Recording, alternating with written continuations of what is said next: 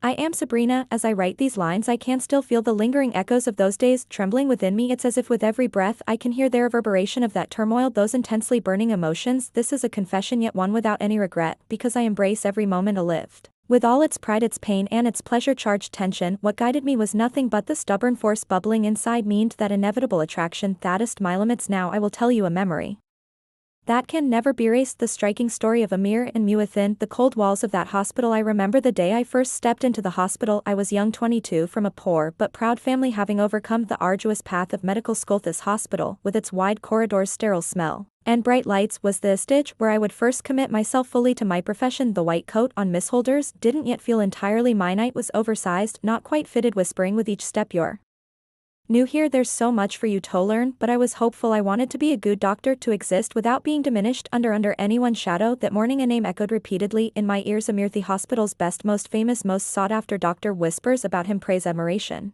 floated through the corridors. It was as if the women doctors had formed a circle around him, some looking on with admiration, others with a sort of surrender. But Amir's approach was entirely different. He offered no kindness, believed in no emotions, and scorned the idea of love. Cold, reserved, arrogant, and though he impressed everyone with his intellect, he had built thick walls between himself and others. Never did I imagine a crack would appear in one of those walls. Our first encounter took place under his stern gaze. When I quietly entered his office, it was as if in his world I did not exist. I introduced myself in a trembling voice, handed over the documents. He frowned slightly, the corner of his mouth curled in a merciless sneer. In that moment something splintered inside me. The look of this man whom I just met pierced my pride like a thorn, but I reminded myself I was new, that I had to maintain control. I withdrew silently. That was our first meeting, fraught, tense, cold. As the days passed at the hospital, I began to understand Amir better. Watching the brilliance of his medical skill, it was impossible not to acknowledge his excellence as a doctor. Operated with masterful prowess and tackled critical cases with astonishing composure, yet his attitude toward people, never offering a single compliment, especially to women, remaining distant and arrogant, sometimes even disparaging, bothered me. Whenever I caught his gaze, an unsettling stir arose within me: anger, curiosity, and an uncontrolled attraction intertwined. One day a complicated case arrived in the emergency department. A young girl had been in a traffic accident. Blood, anxiety, the relentless rush off time. I was doing my best when air appeared, together in a silent harmony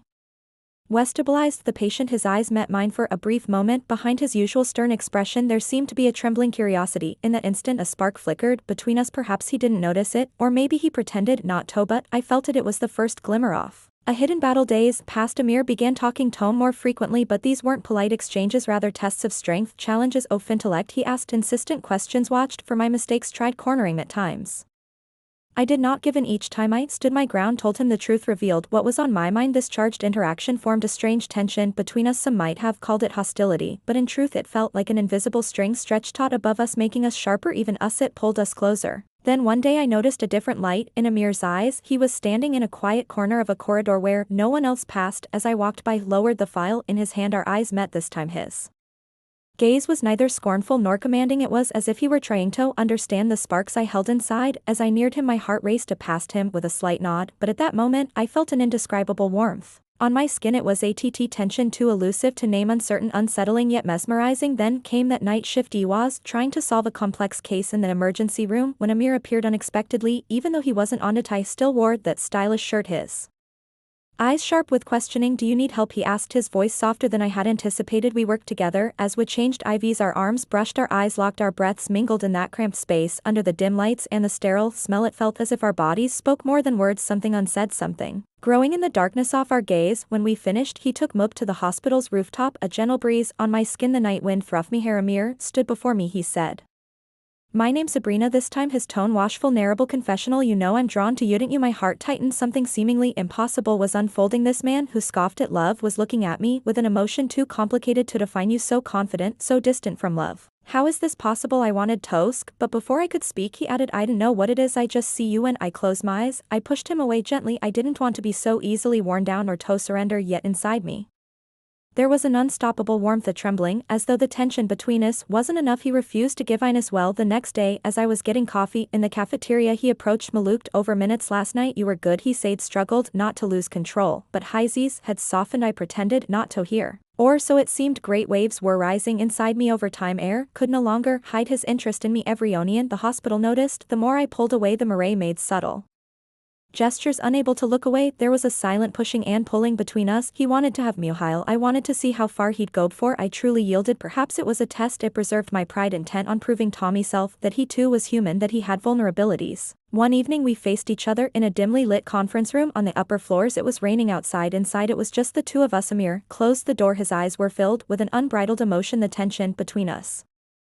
heated the air we breathed as we moved closer. Time seemed to slow. The nearness of his body, the touch of his breath, his gaze struck something deep within me. It was as though unspoken confessions hovered between our lips. He leaned in slightly, his breath echoing against my cheek. The feeling inside was like a boulder rolling down a slope, unstoppable, powerful yet destructive. I took his hand and drew back. He shouldn't think he could win me over so easily. It was hard to ignore the fire within me, but I turned my face away. In that moment astonishment, anger, and desire blended on his face. By clashing this way, approaching and retreating, we intensified the tension. It was a force of attraction beyond words. After that, Amir tried his own ways to break down my walls. He assigned me difficult cases, on purpose tested me, and communicated approval or disapproval with his eyes. It both drained and fueled me. Every minute with him was like a potent energy sing through my veins. Even at home I couldn't get him out of my mind. One evening he appeared at my window waiting in the rain. Surprised, I opened the door. Before me stood air without masks, no longer hiding his turmoil. I can't stop thinking about Yoha, whispered his words, his voice, his gaze. As they spilled forth, something inside me both shattered and rebuilt itself. I let him in silent, thoughtful hesitate. Without taking his eyes off me, there was an understanding between us beyond words. As we drew closer, all my darkest corners, my fears and desires surfaced. This went beyond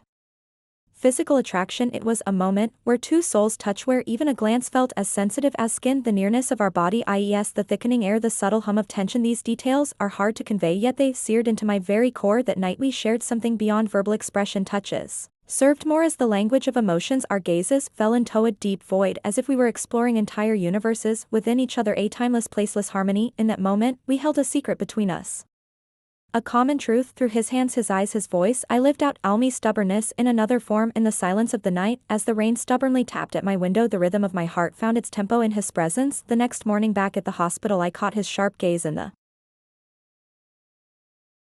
corridors again, but this time something had changed. Sometimes he was still stern, still arrogant, yet this new balance, this silent pact forged in the darkness off night, had given our glances another dimension. Other doctors and nurses circled around, but we shared an invisible secret. In the shadows they still saw him as stern, arrogant, unreachable, but I knew that beneath that arrogant shell a trembling heart existed. Amir had witnessed my determination, fueled by inner fire. When the elevator doors closed, sometimes our eyes met, cramming countless emotions into a few silent seconds. Without uttering a word, simply be looking, we reminded each other of the intense emotions of that night. If his hand grazed mine even briefly, I felt a gentle warmth at my fingertips, a soft vibration. This wasn't a mere closeness, it was two people stripped of all their armor, discovering each other like works of art. The hospital walls bore witness to this tension, the operating room lights shimmering in our shared glances. As time passed, the passionate gravity in Amir's gaze when he looked at me clashed with my proud resistance and drew me into a molten river of feeling, and I fed on his state as well. The emotion rising within us fit neither the innocence of pure love nor the lightness of a casual attraction. It was a singular blend: passion, ambition, stubbornness, curiosity, and an irresistible pull. In the hospital's dim corners, during brief pauses each time we approached one another, we revealed one more piece of ourselves. In those silent meetings,